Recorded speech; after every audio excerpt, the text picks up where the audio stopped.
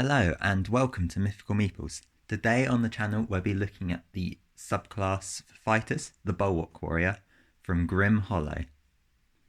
For those of you who don't know, Grim Hollow are a series of books by Ghostfire Gaming, offering players new options for a dark fantasy campaign.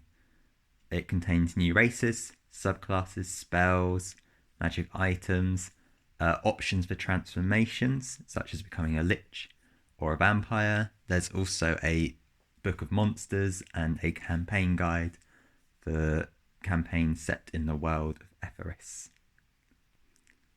So in terms of theme and role-playing, the Bulwark Warrior is a fighter that focuses on protection and endurance, hoping to protect their allies, and they have abilities that give them more health and defense to protect themselves. So the first two abilities, which they get at level 3, are Protective Taunt and Weather the Storm. Protective Taunt means that if you hit a creature on your last turn, you can use a reaction to force them to attack you instead of your other creatures. This seems quite good on the surface, as warp fighters have usually got a high AC and high hit points, so if you can protect something with a lower hit points and AC, such as a monk or ranger or a rogue or a wizard, something like that, you can stop them from taking hits. The downside of this is the effect stops working as soon as the creature moves out of 5 feet of you, and with no opportunity to attack, having used your reaction to stop them doing so, you'd have no way really of stopping them from just moving away from you and then attacking who they wanted to. I think in concept it's a good idea, it's just not worded very well in the book. The other ability in the book, level 3, is Weather the Storm. So for 1 minute, you can use a bonus actions on each of your turns, and you gain temporary hit points equal to your fighter level. You can only use this once per short or long rest. However, this seems very, very good, a bit like permanently getting heroism from the spell, and just having all those extra temporary hit points when you want to be taking hits. It does pair very, very well with the Protective Taunt, and it gets better as you level up because it's equal to your fighter level. So at level 7 we get Living Shield. Living Shield means you can use an action to make creatures of your choice within 30 feet make a wisdom saving throw against your constitution save. So it's DC equal to 8 plus your con modifier plus your proficiency bonus. Fighters, especially this build of the fighter, should have a very good constitution as it builds into the hit points and being hit a lot.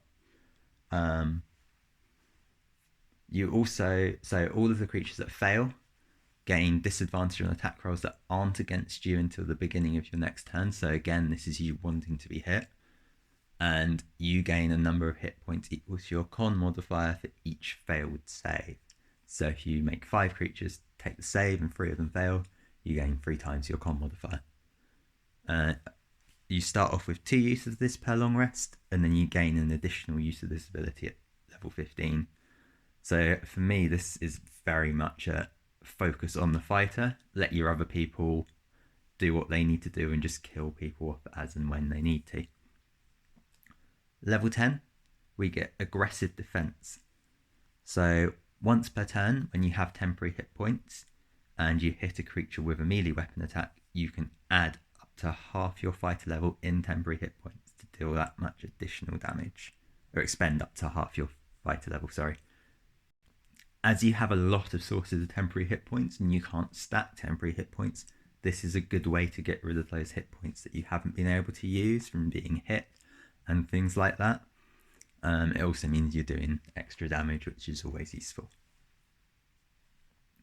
It works very well with the assault, improved second wind, and Weather the Storm ability. So again, you've got some synergy within the subclass, which is what you want. So at level 15, you get improved second wind. So it's very simple. When you gain health from your second wind feature, you can also gain temporary hit points equal to the amount healed. Essentially, you just get double the bonus from second wind. Obviously, you're not regaining them, but you're gaining them on top of what you have. So that's very useful once more. And level 18, you get Halt the Assault. So when a creature within 5 feet of you takes damage, you can use your reaction to use your temporary hit points to reduce the damage taken by the amount of temporary hit points forfeited. So if something takes 10 damage, you can reduce your temporary hit points by 10 to instead make them take no damage. So again, with all of the sources of temporary hit points, so Weather the Storm, Improved Second Wind, it's very useful ability. So what I find with the Bulwark Warrior is you want them to be standing next to someone. So again, you want something perhaps that can't take as much as a hit. So like a Blade Singer Wizard perhaps, because they have quite a low amount of hit points. And you ideally want to sort of stand next to or near someone to really benefit from the features of this class. So in terms of fighting styles for the Bulwark Warrior, I would say the ones not to go for are, ironically, not protection, because you're using your reaction for it. If you're using your reaction for that, you're not using it for protective taunt. Likewise with interception.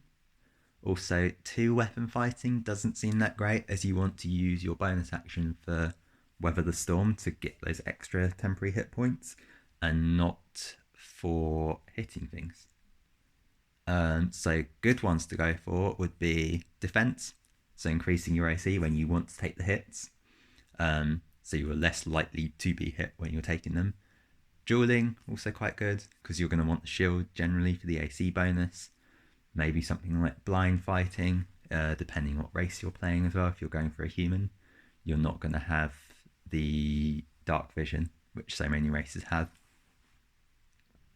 In terms of feats, something like Heavy Armor Master would be good. Again, you're reducing the amount of damage you're taking. And Crusher and Slasher from Tasha's Cauldron of Everything, very useful as well. Overall, I really like the Bulwark Warrior. I'd be quite happy playing this as a fighter. I think it really exemplifies the traditional traits of a fighter and just wanting to get stuck into the enemy. Stand them at the front of a bridge or a choke point, and they can just hold that choke point for as long as you need them to. It's definitely more interesting than the champion from the player's handbook, and it's just a different way of playing. Very tanky fighter. So I hope you enjoyed this review.